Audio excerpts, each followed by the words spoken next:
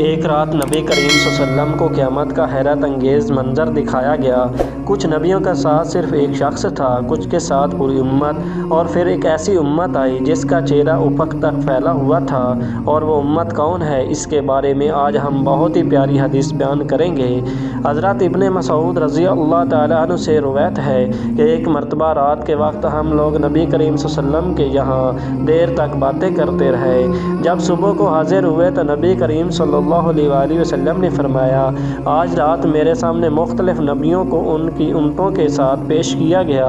چنانچہ ایک نبی گزرے تو ان کے ساتھ صرف 3 آدمی تھے، ایک نبی گزرے تو ان کے ساتھ ایک چھوٹی سی جماعت تھی، ایک نبی گزرے تو ان کے ساتھ ایک گروہ تھا، اور کسی نبی کے ساتھ کوئی بھی نہیں تھا، حتیٰ کہ میرے پاس سے حضرت موسیٰ علیہ السلام کا گزرا ہوا، جن کے ساتھ بنی اسرائیل کی بہت بڑی تعداد تھی، جسے دیکھ کر مجھے تعجب ہوا، اور میں نے پوچھا یہ کون لوگ ہیں؟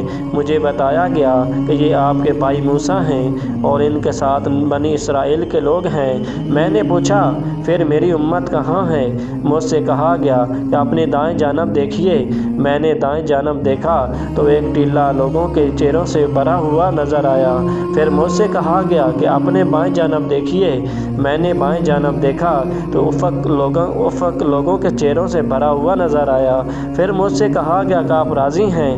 میں نے کہا پروردگار، میں راضی ہوں، میں خوش ہوں۔ پھر مجھ سے کہا گیا ان لوگوں کے ساتھ 70,000 ایسے بھی ہوں گے جو بلا حساب کتاب جنت میں داخل ہوں گے۔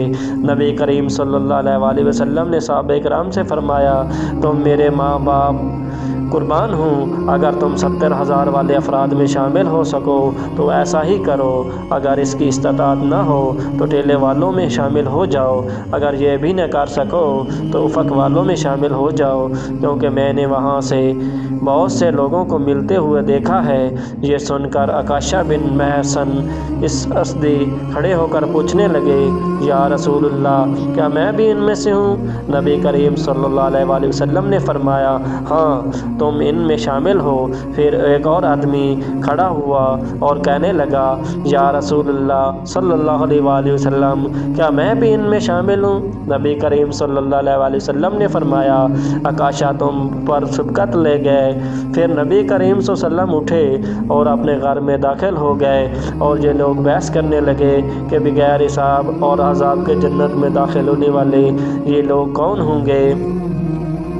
بعض کہنے لگے کہ ہو سکتا ہے یہ نبی کے صحابہ ہوں، بعض نے کہا کہ شاید اسی سے مراد وہ لوگ ہوں جو اسلام کی حالت میں پیدا ہوئے ہوں اور انہوں نے اللہ کے ساتھ کبھی شرک نہ کیا ہو۔ اس طرح کچھ اور آراء بھی لوگوں نے دی۔ جب نبی کریم صلی اللہ علیہ وسلم کو پتہ چلا تو نبی کریم صلی اللہ علیہ وسلم نے فرمایا، یہ وہ لوگ ہوں گے جو داغ کر علاج نہیں کرتے، جھاڑ پھونک اور منتر نہیں کرتے، بدشگونی نہیں لیتے، اور اپنے رب تعالیٰ پر بھروسہ کرتے ہیں۔ اگر آپ کو یہ میری ویڈیو پسند آئی ہو تو مہربانی کر کے میرے چینل اور ویڈیو کو لائک اور ضرور کیجیے گا۔ اللہ حافظ۔